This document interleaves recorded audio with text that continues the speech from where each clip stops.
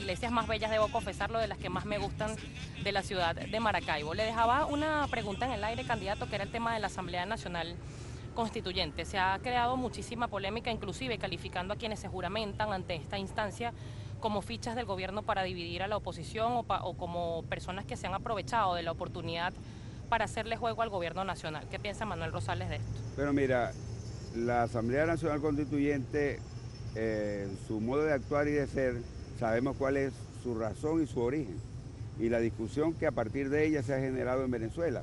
Ahora bien, es una realidad política, no es un hecho jurídico.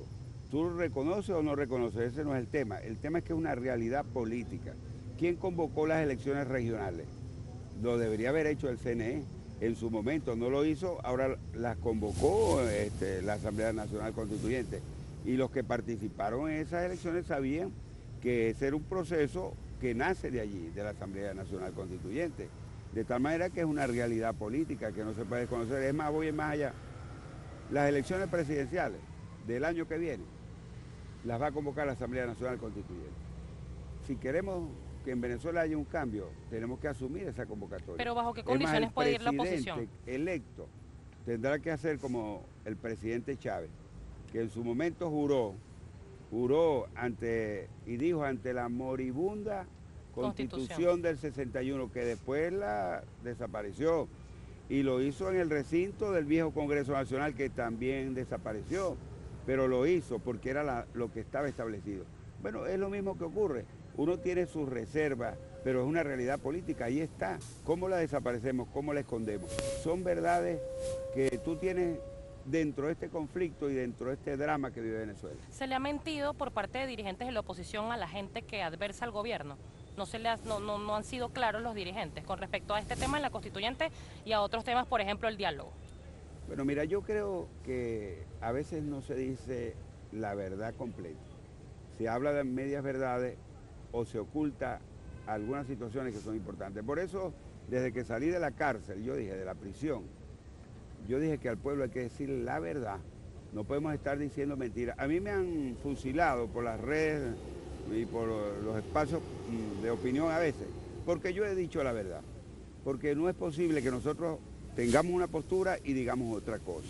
Yo no estoy diciendo que todos los políticos, estoy diciendo que una parte, lo cual me parece que no es lo justo. A la gente tenemos que decirle realmente hacia dónde vamos y cuál es la real situación que se está viviendo. Quiero pasar a los temas de su propuesta como candidato a la gobernación, pero antes preguntarle cómo quedó la causa de su inhabilitación. ¿Está completamente habilitado? Bueno, mire, ese es un juicio que se derrumbó desde antes de venirme yo a Venezuela, porque quedó sin acusador, sin pruebas, sin ningún recurso legal, porque se derrumbó, se desplomó. Quien me inició el juicio, que fue el magistrado Aponte Aponte, reconoció en los Estados Unidos y en Costa Rica que él montó todo ese tinglado. Quien me acusó después reconoció que le habían entregado pruebas falsas. De tal manera que yo fui víctima de una acusación falsa, de una manipulación. Estuve 7 años en el exilio, estuve más de un año preso en el SEBIN, lo que es parte de mi vida, de mi lucha, que tiene una historia bonita en el sur. Este monumento, por ejemplo, le he dicho a la gente que era una belleza, está abandonado, descuidado, mal concluido en esa otra etapa, porque llegamos hasta la iglesia de Santa Bárbara y de ahí para allá hicieron un mamarracho. Fue una jugada política que el fallo de su habilitación política nuevamente saliera horas antes, o al menos fuera público horas antes de que usted se postulara como candidato. Eso lo hizo el gobierno como una manipulación y no era mi habilitación. Nosotros, mis abogados, introdujeron un recurso hace 3 años o 4 años sobre el proceso que hace la Contraloría.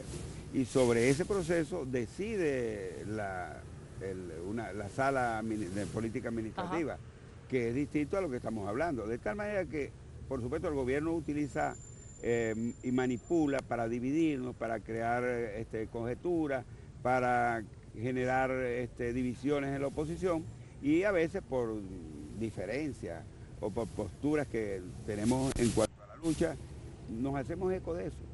Pero en el fondo, la verdad y el sentir de la gente y de los dirigentes es buscarle una salida a esta calamidad que vive el Zulia y que vive Venezuela. Tenía, y me lo decía fuera de cámara también, 9 años sin participar en las fiestas o en las fiestas en honor a la Chinita. ¿Qué le pide Manuel Rosales y qué le agradece a la Virgen de Chiquinquirá? Mire, a la Chinita le pido todos los días y le profeso fe todos los días. Y en este momento le pido por el Zulia y por Venezuela, por la reconciliación, por la prosperidad, que salgamos de esta crisis.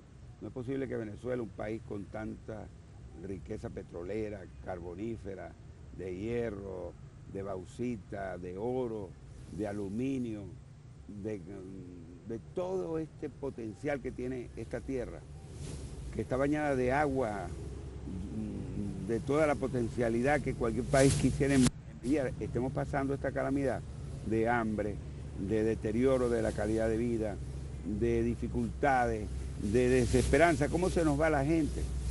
Porque no siente que hay posibilidades de futuro. Muchísimas gracias. Lamentablemente el tiempo se nos hizo corto, pero un placer tenerlo por acá